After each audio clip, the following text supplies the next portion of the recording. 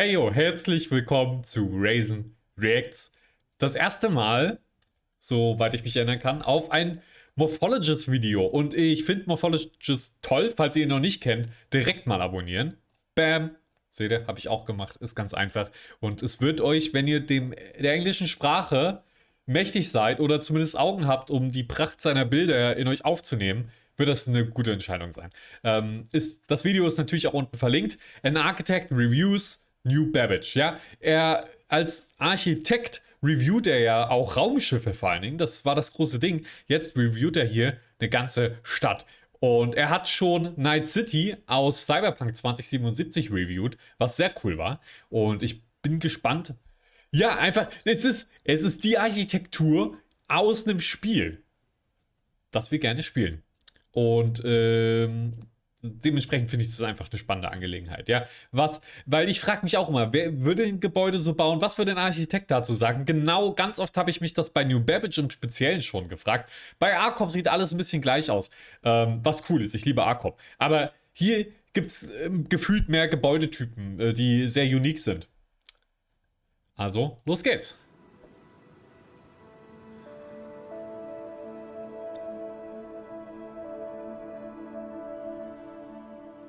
At the furthest reaches of the Stanton system and beneath the crystalline blue skies of MicroTech lies the city of New Babbage, home to the tech company MicroTech, from which the planet inherits its name.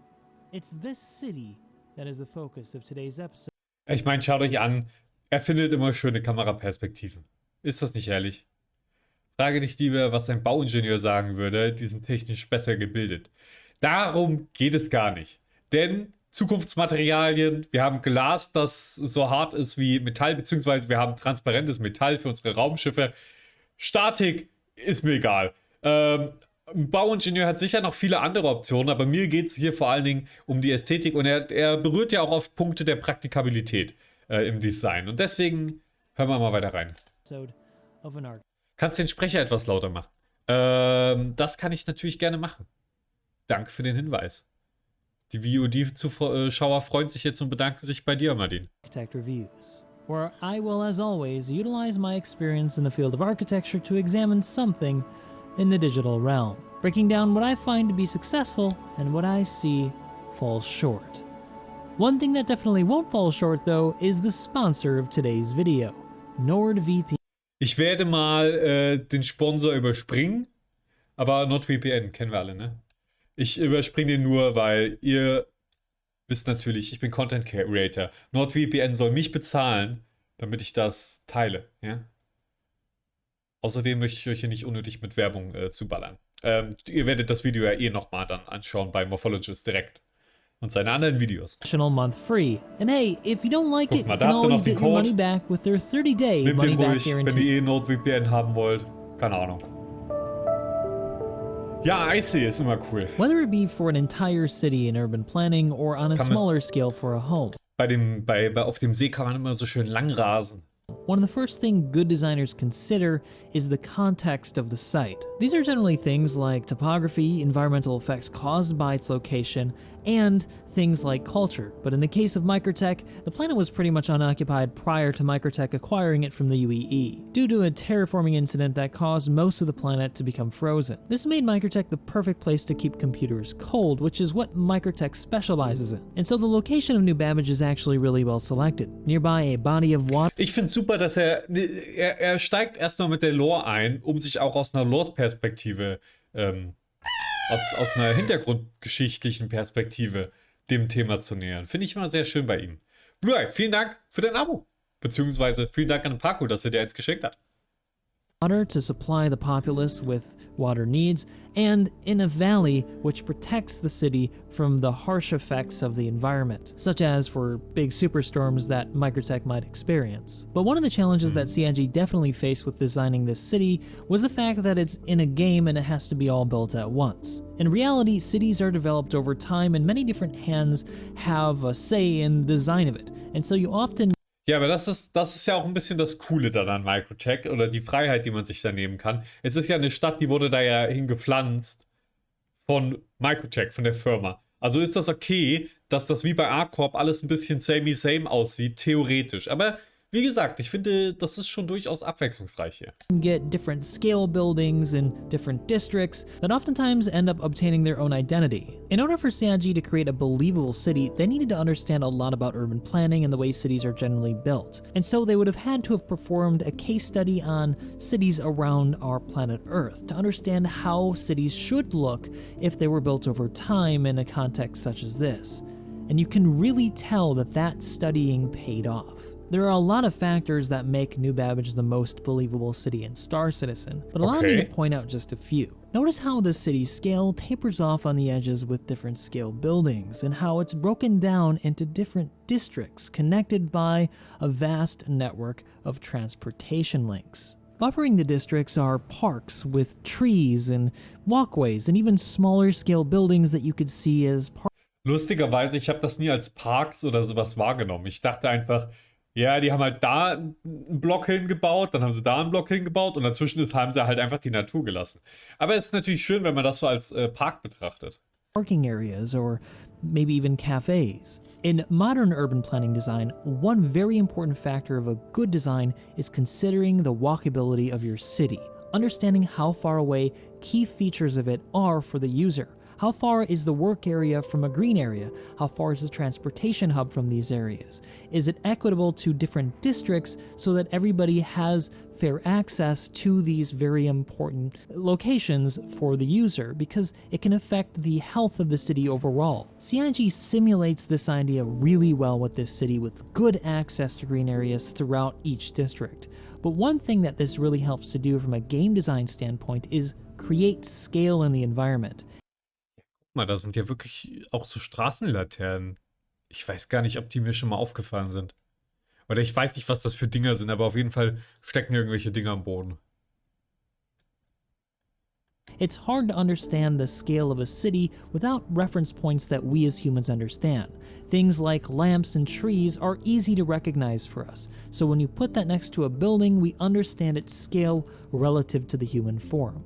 And it makes the space more believable. We can see ourselves in that space because we can relate it to places that we've been. That being said though, some of you may notice that the design of MicroTech isn't quite like some place that you may have been if you live in a temperate environment. And that's because MicroTech exists in an extreme environment where it is very uncomfortable to be spending time outdoors and exposed to the elements for long periods of time. Ja, das ist gerade so der Punkt, ne, bei MicroTech, den ich auch immer sehen muss. Da ist es halt arschkalt, da will man auch nicht draußen sein. Weil das ist immer das, was mich bisher bei allen Städten in Star Citizen gestört hat. Es gibt nicht einfach diese Areale, wo man mal draußen rumläuft und dann in die Stadt so langsam reinfährt oder so. Und dann ist da eine Tür und man geht in die Tür rein. So wie man es jetzt, wenn man in die Nachbarstadt fährt, ja, dann sind das ja keine Bunker, die abgeschlossen sind in sich. Und man muss erst irgendwo eintreten in eine Mall, um andere Menschen sehen zu können. Aber alle Umgebungen, die wir bisher hatten, waren so.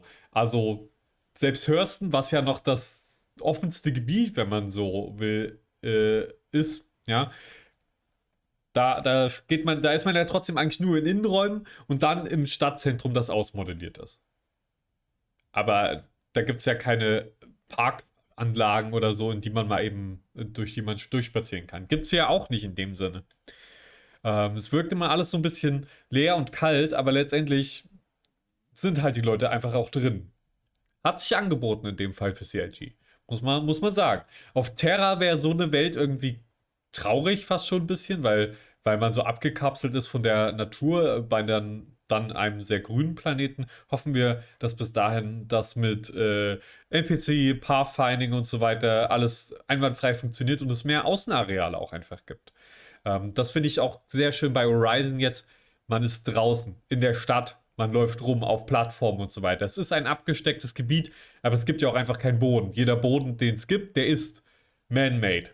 Finde ich eine coole Sache. For regular pedestrians. And so, the design of the city puts most of the pedestrian walkways and plazas on the interiors of buildings. And so that's why you'll see a lot of districts with large structures at their base. This allows pedestrians to walk to their destination indoors and safe in a warm environment. Parallels to this in our real world would be indoor cities like you might find in Asia, where rain is frequent and summers are extremely hot. But now I want to focus on the 3 main areas that you can visit as a player in Star Citizen. And the first one should be unmissable. Can you see it? It's the white tower with the hole through it, the New Babbage building, and it's also where you spawn, which is very intentional by the designers over at CIG. In urban planning, it's what's referred to as a wayfinding device. Architecture sometimes uses this as well. It gives users a point of reference that helps them orient themselves in the space. Ja, also aus der Ansicht heraus ist es auf jeden Fall sehr, sehr cool. Ich fand es ein bisschen merkwürdig, dass das Zentrum einer Stadt ein Hotel ist. Fand ich irgendwie komisch. Ergibt irgendwie ein bisschen Sinn so. Ich meine, stellt euch vor, Apple hätte eine Stadt. Dann hätte Apple auch ein riesiges Besucherzentrum in der Mitte mit allen wichtigen Sachen drumherum, damit man sagen kann, Leute, Besuch da. Da türmt ihr über der Stadt, ihr könnt die ganze Stadt sehen. Ihr wisst immer, es ist wie für Touristen dann eigentlich gemacht. Aber ich will mich in Star Citizen ja nicht wie ein Tourist fühlen, sondern wie ein Weltraumentdecker, der hier nur einen Zwischenstopp macht und dann so in der Mitte der Stadt zu sein, lieber in irgendeinem Randbezirk, in einem dreckigen alten Hotel auf HA-Korb. Nee, ist cool, ist ein cooles Gebäude. Ich finde das sehr schön und durchzufliegen macht auch Spaß und es ist cool, wenn man wirklich innen drin steht und man sieht nach draußen und man sieht, wie die Schiffe vorbeifliegen und so weiter, die ja auch gerne mal ein bisschen näher an diesem Gebäude dran sind. Und aus dem Blickwinkel, den wir jetzt gerade haben, aus dem Krankenhaus quasi heraus nach oben schaut und es türmt sich auf. Also das ist echt schön gemacht. And so it's absolutely no accident that this building can be seen from every location in New Babbage that you can access. That's attention to detail. Well done, CIG. Then there's the domed-off commons or plaza area that you have in a city where people collect and meet. This is all an indoor area and it's very sensibly designed. We'll cover this a little bit later in the video. Das finde ich übrigens auch cool Finally, gemacht. the last of the 3 main locations is the spaceport, located just across the lake, nestled nicely into the side of a mountain overlooking the city. First of all, that's amazing. I love it when architecture uses the environment to make a really cool looking building. Ja, es sieht halt aus wie eine riesige Festung und es ist einfach episch, weil man dort startet und landet. Ansonsten wäre es vielleicht nicht so spannend. So ist es wirkt wie eine riesige, dicke Bunkeranlage, die einen Sinn hat, einen Zweck und sie ist Spaceport. Das ist ihr Sinn und Zweck. Ist manchmal ein bisschen schwer zu finden, vor allen Dingen nachts habe ich ist so meine Erfahrung, wenn man so ankommt und dann so, wo jetzt genau hin? Also manchmal fand ich es ein bisschen schwer, aber wenn es hell ist, überhaupt kein Problem. Dann guckt man sich kurz um und man sieht, das ist der Spaceport. Da finde ich fast immer den Riker Spaceport, Riker heißt der, ne? Auf A-Corp Area 18, finde ich ein bisschen schwerer zu finden. Vor allem, wenn man nicht weiß, wonach man sucht. Unmöglich. Unmöglich, da in die Nähe zu fliegen, weil man einfach so denkt, es ist ein großes, flaches Ding, so. Es wirkt cool, wenn man weiß, wonach man sucht, alles klar. Aber wenn man es nicht weiß, stelle ich mir könnt ihr mir mal schreiben. Findet ihr es einfach, den Area 18 Spaceport zu finden? From a practical standpoint, it makes a lot of sense to have the spaceport out here. Not only is it safer in case a spaceship crashes, but you also have the factor of the noise that spaceships undoubtedly make. That would disturb residents if it were directly in the middle of the city, like in Lorville or in Area 18, where you really don't have a choice. Bei Lorville haben sie es richtig, richtig gut gemacht. Ich finde diese fliegenden Schilder bei Lorville jetzt auch nicht besonders geil. Aber immerhin weißt du, Spaceport, hier ist er. Fliege in diese Zone, du kannst Landerlaubnis anfragen und los geht's. From a wayfinding standpoint, though, it also makes this location easier to find. It's recognizable as a spaceport in my mind. It's a very unique, large building with red lights and clear opening doors that you can fly up to and land in. But it's also just cool to have a spaceport. Seht ihr, es liegt nur an mir. Morphologis hat kein Problem, das Ding zu finden. Isikram schreibt, Area 18 ist das Schlimmste. Bin erst gestern abgestürzt, weil mein Schiff beim Suchen überhitzt ist. Welches Schiff war das denn? Ich wusste gar nicht, dass das aktuell einfach durchs Havern passieren kann, tatsächlich. Ist mir nicht passiert. Wenn man nicht weiß, schreibt Martin, wonach man gucken muss, ist schwer. Einfach nach der großen Fläche suchen, wo kein Hochhaus steht. Exakt so, das ist die beste Beschreibung, die man geben kann. Such nach einer großen Metallfläche quasi. That overlooks the city instead of being in it, allowing you to really appreciate the scale. By the way, ich liebe den Area 18 Spaceport. Ich finde ihn richtig geil. Aber er ist nur ein bisschen schwer zu finden. Of the place.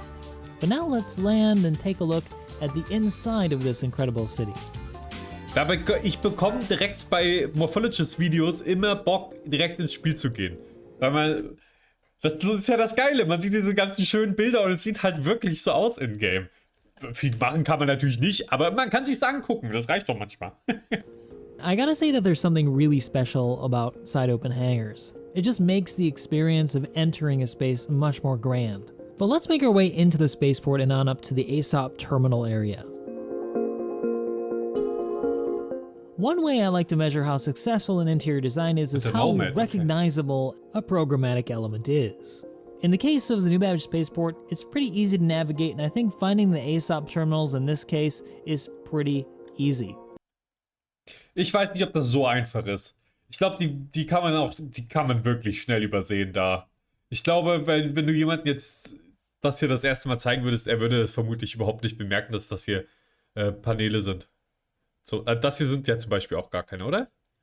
Oder sind das welche? Nee, ich glaube nur die hier am Rand, an der Seite.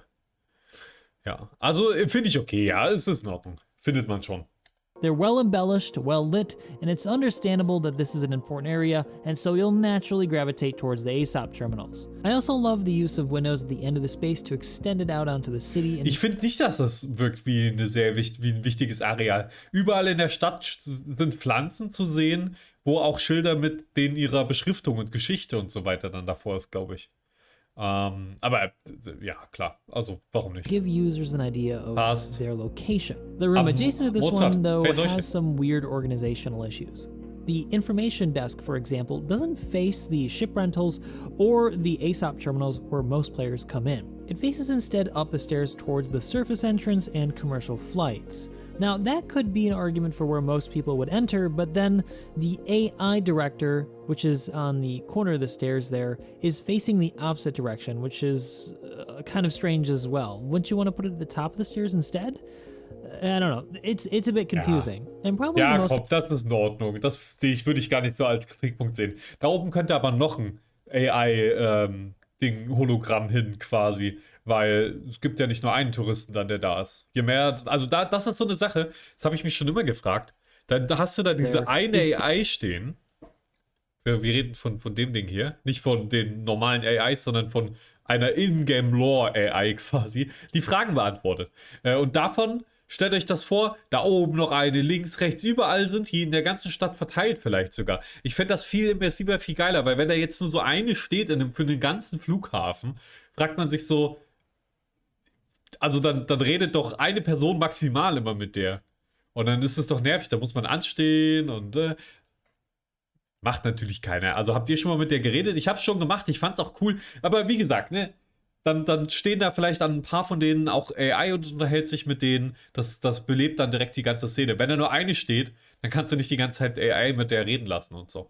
Und das weist ja dann auch die Spieler darauf hin, warte mal kurz, man kann mit diesen Hologrammen reden. Das ist nicht nur eine 3D-Modenschau hier. Die ist ja schick angezogen, also könnte man auch denken. Facing the opposite direction. Insgesamt ist das natürlich kein Platz für tausende Menschen. Anderes Thema nochmal, aber ja, guter Punkt. Das betrachte ich mir nämlich auch immer bei jeder Landezone. Schön, ja.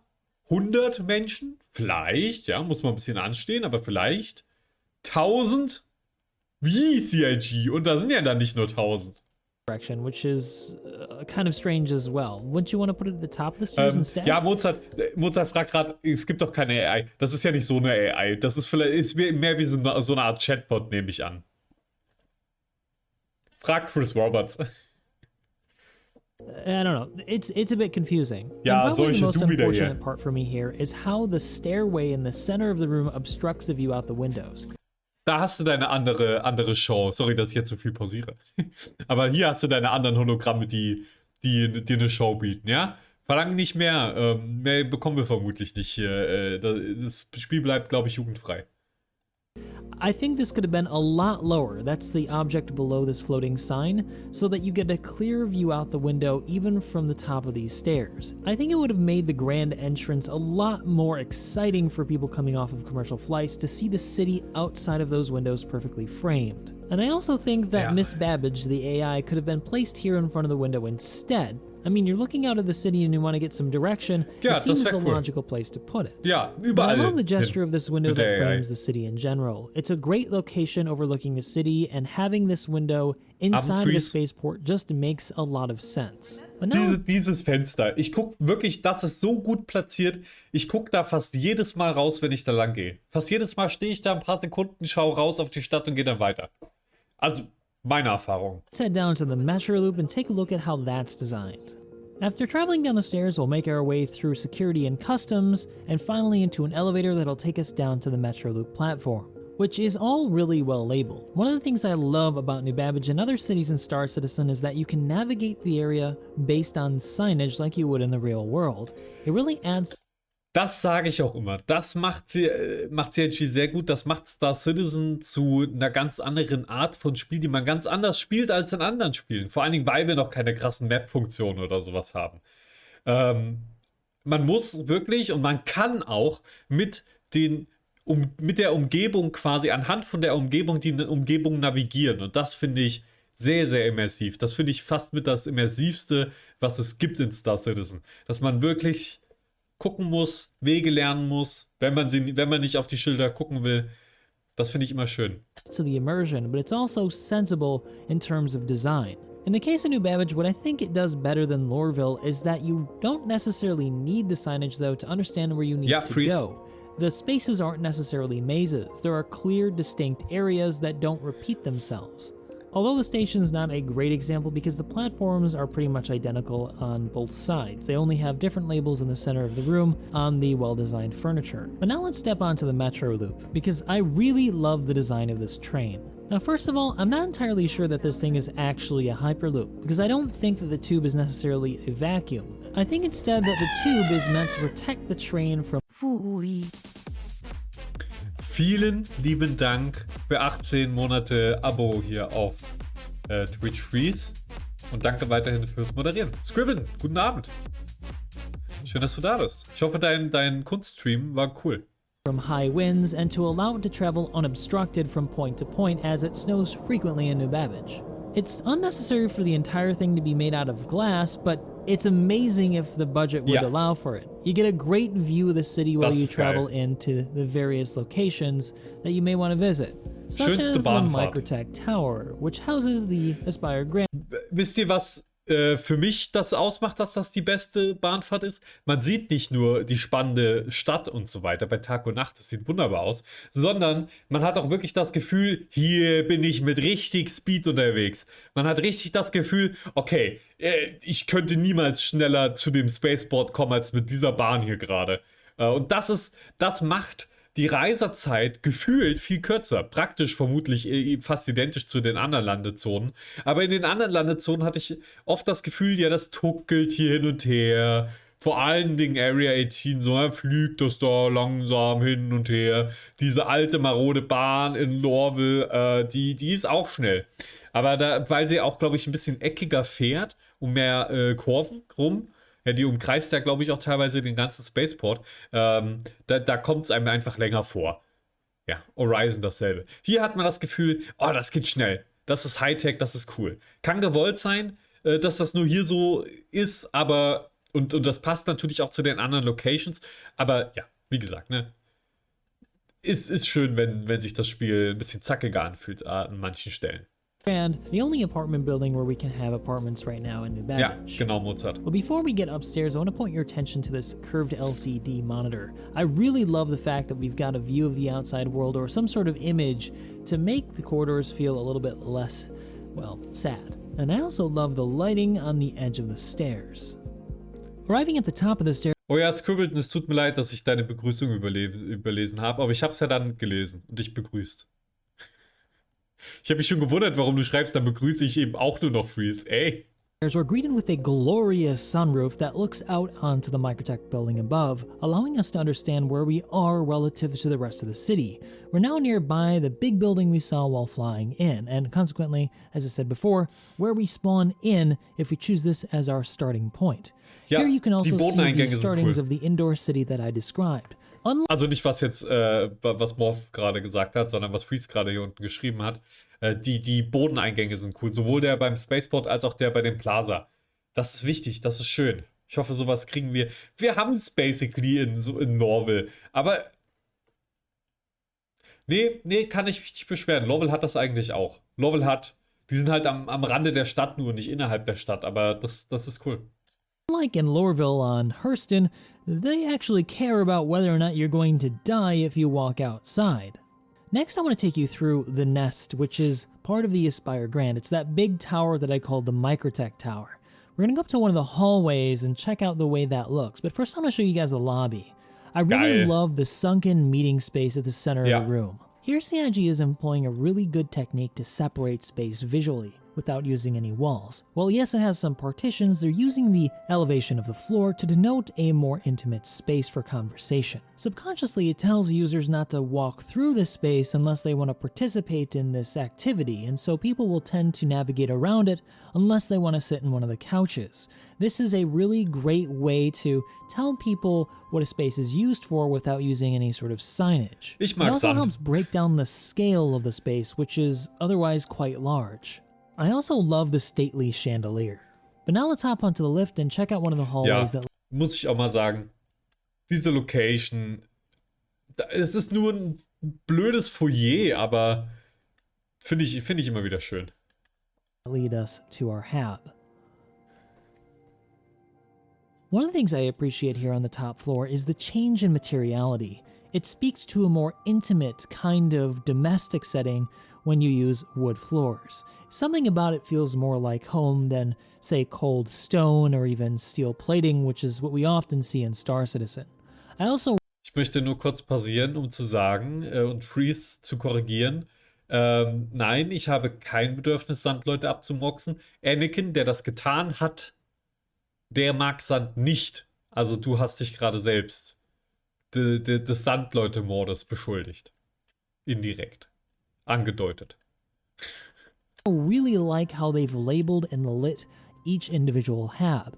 And speaking of the lighting quality, it just is reminiscent of something like a late twilight sky, something that's really comfortable to have in temperature and mood for just before you go to sleep. And I love the point lighting, the pools of light. There's something very comforting about having individual point lights in a space that make it feel more welcoming and high-end. Why this is the case, I'm not sure. Something to do with human psychology. I'm sure there are some research papers that explain this. But now let's head back down to the plaza and walk Wie on geht nicht in over die to the rein? hospital. Also die Habs sind auch Here, schön. rather than talking about the design of this space, I instead want to focus on a particular aspect of the Sind nicht meine Lieblingshabs, aber die sind schön. profession that I think is pretty interesting.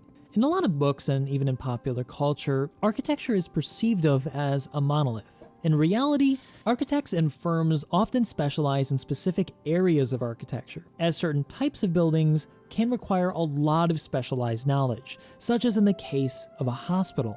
While being able to design a floor plan is taught in university, buildings like hospitals are so complex and have so much technology packed into them these days that they require many different consultants just for the architect to be able to understand how all the pieces fit together. And often, that architect needs to have experience before they even take a project like this, because the budgets they deal with are often huge and the implications for failure much larger. Liability is a real concern when it comes to places like hospitals, as people can legitimately die due to bad design. Even something Ich finde den Boden so gut. Er hat jetzt zwar nichts über den Boden gesagt, aber ich finde ihn. Ich liebe das Bodenmaterial. Ich würde es mir natürlich nicht zu Hause hinlegen, aber es sieht so passend aus einfach für die Location. Finde ich ganz, ganz herrlich. Und ja, Freeze schreibt auch, er hat gerade mega Bock, Star Citizen zu spielen. Genau das, was wir vorhin meinten.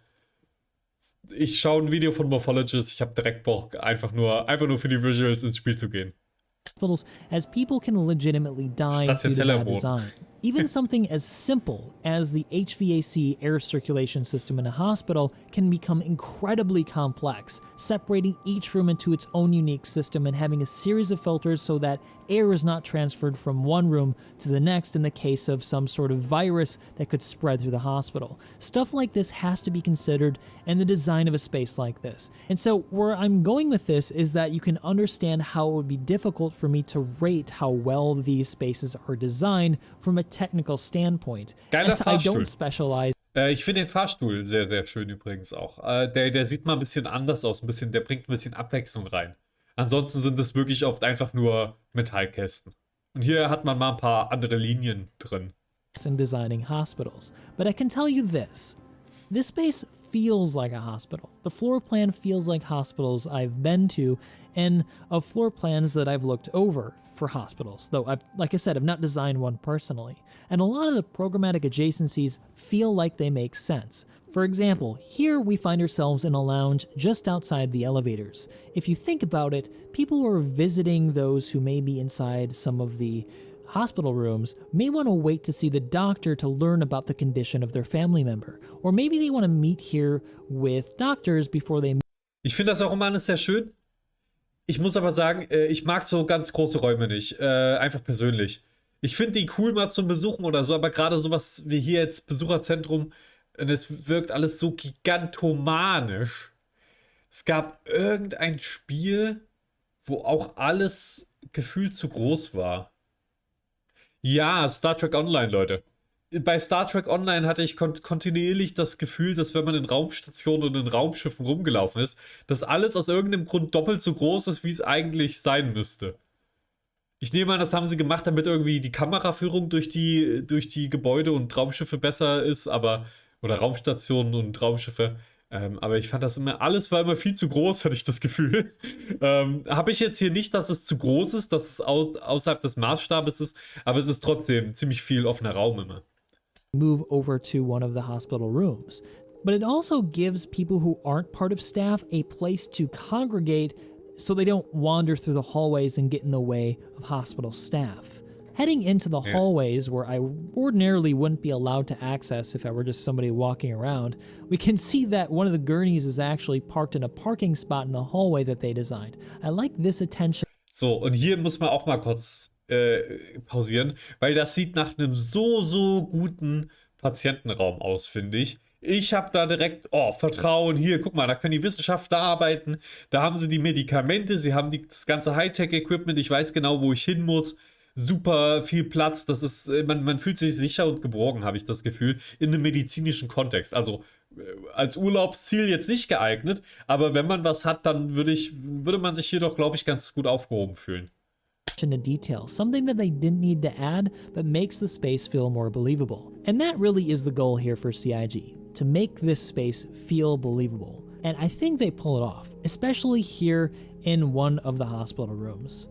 There's all the elements you would imagine that you would need. A working place for hospital staff and doctors, a waiting area for the family, an operable window to help the mental health of the patient as they recover from their Man kann das injury. auf und zu machen. There's just a lot of thought that went into this space that I really appreciate.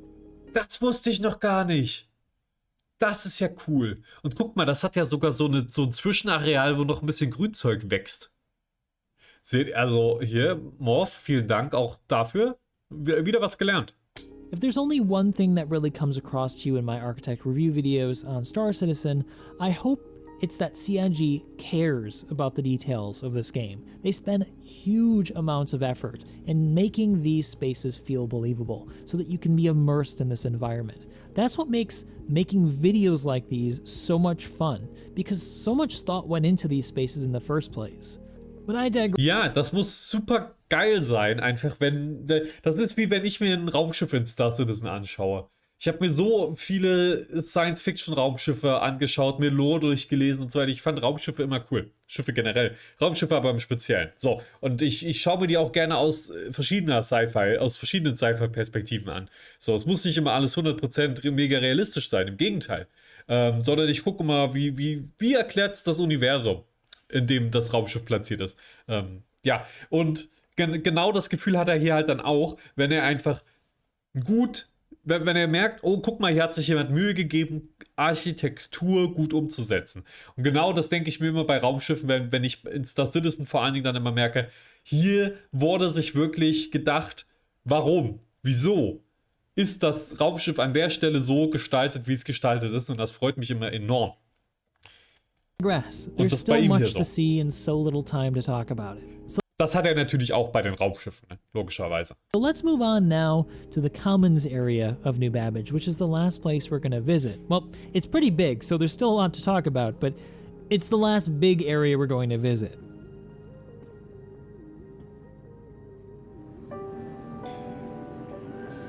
Jetzt wird's nochmal spannend, finde ich. Abwechslungsreiches Areal, in das er jetzt eintaucht. So some backstory about what MicroTech is supposed to be designed after in our modern world. MicroTech is a tech company of the future. And if you were to expand the current trajectory of tech companies in our Silicon Valley, for example, at present, employees work and live inside the company. They design these massive complexes with restaurants, living facilities, workout facilities, and obviously the place that you work. All with the idea that you live and work for the company. It's a little bit dystopian, but it's happening right now. And I'm sure some of you who are viewers of this channel may be part of this industry and may even live in one of these massive complexes, like Google. MicroTech imagines what... Ey, schreibt mir das gerne mal dann auch in die Kommentare oder jetzt im Chat, ob ihr gerne an so einer Arbeitsstelle arbeiten würdet. Vielleicht tut ihr es ja schon, aber dann ist es ja trotzdem interessant.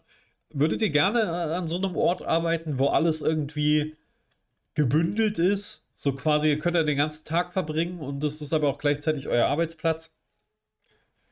Finde ich spannend, den Gedanken. Müsste ich mal ausprobieren. Would happen in the distant future when a company would have so much power that it could basically build an entire city and own a planet for its employees. That's what this is.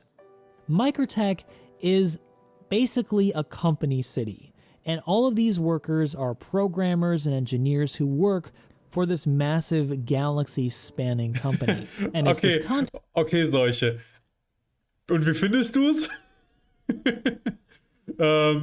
Als Patient war ich schon in Krankenhäusern, wo ich mich eigentlich ganz wohl gefühlt habe, wo dann auch Pflanzen und so weiter da waren und man konnte da auch einen Tag verbringen. Aber ich habe auch kein Problem damit.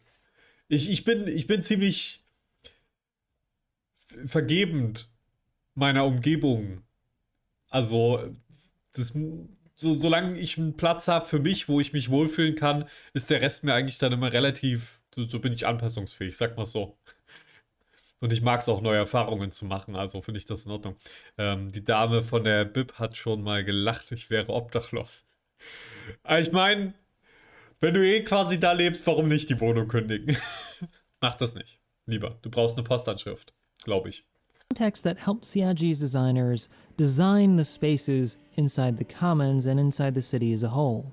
You have healthy places to eat, workout areas to keep the minds and bodies of the workers fit, and even a commercial district for them to spend their money. Being a tech company, though, that's always looking for new clients, New Babbage also serves as a tourist destination, as well as a flagship store for those looking to upgrade their ships with the latest in technology. And so the Commons offers a variety of the most up-to-date services that any Star Citizen might need on a stopover on this planet. Places to buy and sell commodities at the Trade and Development Division, for example. But all done within the safe enclosure of the domes that protect occupants from the harsh environment, creating a fun contrast between a tropical interior experience and a wasteland of freezing cold and snow outside.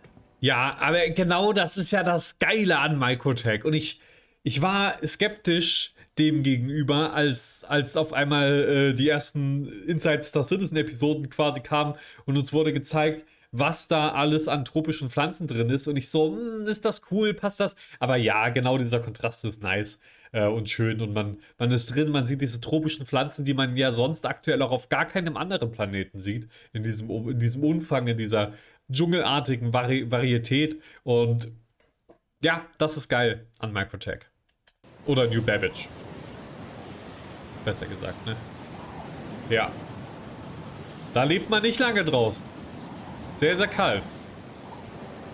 It's Und definitely wieder rein. better to be inside.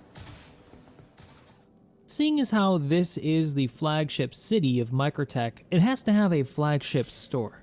And you'll find that at the center of the commercial area of the Commons, whose design is certainly reminiscent of places that you might have visited in the real world, like the Apple Store. This is certainly no accident, and it seems to me that CIG took direct precedent study from Apple stores around the world. While commercial spaces certainly aren't as complex as something like a hospital or an airport, there's still a lot of research that goes into the creation and design of these facilities to help present and sell a product. While it may on the surface just seem like a simple task to design a beautiful space to sell something, companies like Apple will spend millions of dollars and thousands of man-hours to understand what makes a space work for their means. How can they make a space encourage somebody to purchase something, encourage them to feel comfortable with their product, and comfortable to talk to one of their sales representatives. These studies target specific ideas like materiality, the size of space, the color of the lighting, and even the lighting quality, which are all meant to push a client in a specific direction psychologically. Let me give you an example of how architecture can influence your perception Hey, of a hier, ich product. sehe gerade im Chat, da wird gegen irgendwelche Städte geschossen, in denen ich noch nie war. Mach das mal nicht. Vielleicht will ich da noch hin. Und dann will ich nicht schon einen schlechten Eindruck haben. Jede Stadt hat ihre schönen Seiten. Ja? Jede Stadt. Fast jede. Nicht jede. Aber wenn sie so groß ist, dann hat sie bestimmt ein paar. Take a look at this Gucci store. Notice how there's a red rope at the front, how the door is tended by an individual wearing a nice suit, and how the interior is well lit and the products are well presented on shelves. As if each individual product is a work of art worthy of individual display. Ich Now besuche doch let's gerne mal contrast that with Frankfurt. another Kein Gucci Problem. bag just sitting on this table with a bunch of other bags. How do you feel about the quality of this bag? How do you feel about the price of this bag? It's these subtleties like the materials and the way that you present a product that can make it feel higher end than it is. You expect a certain price in one condition, whereas you'll scoff at something so expensive in Schwebt dieser SIM-Pod in der Luft? another. It's the same idea with the Apple Store. These Ja. spaces are designed to be big, grand, and high-end to make you feel like Aber das there's a soll so, glaub ich. justification for paying an entire month's rent on a small device that can fit in the palm of your hand. While I don't mean to be dismissive of the immense amount of work that goes into engineering, designing, and manufacturing stuff like Was? Martin bietet mir hier gerade an, eine Bootfahrt? Ui. Ist ein bisschen creepy auch, aber ich liebe Boote, natürlich. iPhones and handbags, there certainly is likely a hefty margin of profit attached to each of these products. Ja, der And steht it's auf because of this Glasboden, ja. perception that these Der companies Simpot. create that they know that you're going to pay that price. So it's this architecture that helps support the narrative that they want to tell. Stuff like this glass stairway is meant to impress because it's so rare to see something like this. And the reason why it's rare is because it's incredibly expensive to do. We're talking the price of a home here, hundreds of thousands of dollars in engineering and material. Just a single glass pane in the Chicago flagship Apple store could cost upwards of $50,000 to $100,000 US. But I'm sure now you can start to understand the psychological effect that spending this kind of money can have on both the client and the people who work there. Seht ihr, das ist das Schöne bei Morphologis, man lernt immer was dazu. Ist jetzt nichts, was ich noch gar nicht gehört habe. Aber es ist schön, dass er all diese Informationen kulminiert und sie auf Star Citizen anwendet. Und dass man sieht, dass da so viele Gedanken reingeflossen sind. Und ich finde das wirklich, das ist überhaupt nicht meine Welt. Ne? Wenn ich eine Stadt bauen würde, dann sehen die natürlich nicht so aus. Aber ich finde es schön, dass es diese unterschiedlichen Arten von Interieuren in Star Citizen gibt. Und ich kann sie besuchen und genießen. So CIG did a really good job by following the Apple design language and converting it into something that looks more like MicroTech. It once again sells the believability of the company and the believability of the product. Without understanding the technology of the Star Citizen universe, you begin to understand just through its architecture that MicroTech products are high-end and likely expensive. But now let's head on over to Wally's bar through this walkway that overlooks the city, where we'll take a look at the last location I wanted to show you in this video before we conclude, and then I'll share my final thoughts. Just as with every other location we've visited on this journey, Wally's bar shows CIG's attention to detail. It's a comfortable space for people who work, live, and visit New Babbage to congregate and socialize. and it's in the nighttime that Wally's really comes alive. This space, like many others, demonstrates Siagi's dedication to the craft. While lesser designers may have put together just a simple bar for people to gather in, Siagi went the extra step to make it truly a space that you might want to visit if it were in the real world. Which makes it... Ja, also tagsüber mega chillig dort und nachts geht da so die Party ab und das ist so geil umgesetzt. Das ist wirklich der Club schlechthin. Ne? Wenn es den in echt hier gäbe in meiner Nähe, da würde ich safe hingehen. Also das ist ja so episch mit den Dancefloors, die dann noch einzeln verteilt sind. Just as well worth visiting Geil. in the virtual environment. I think games like Star Citizen begin to propose the idea that the spaces of video games should be just as well considered as those in the real world. Ja. While we don't have to deal with regulations and situations where users may die, it's still something that affects the experience overall. Going this extra step means that Star Citizen feels like a real environment. You can become immersed in this world that they're crafting.